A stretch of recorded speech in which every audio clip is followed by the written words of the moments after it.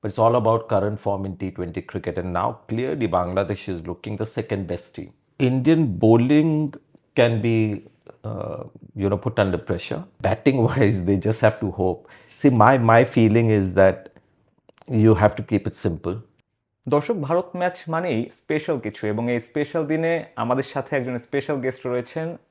তিনি none other than mister Sanjay Manjrekar. Tomorrow is a big match for Bangladesh actually, and as you know, Bangladesh is the underdog team, and India is literally far better than Bangladesh. But what is the thing you have in your mind right now that Bangladesh could win this match?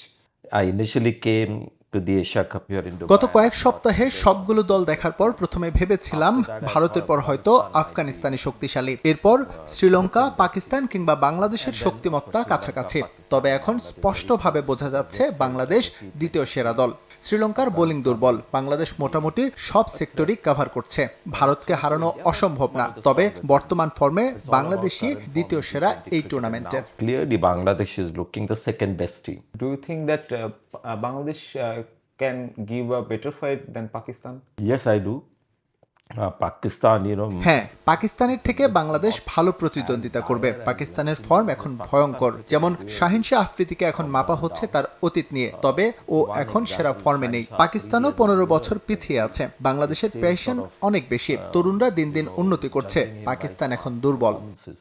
But today when you look at him, the way he bowls, he's not the same. What will be your advices for Team Bangladesh to beat India?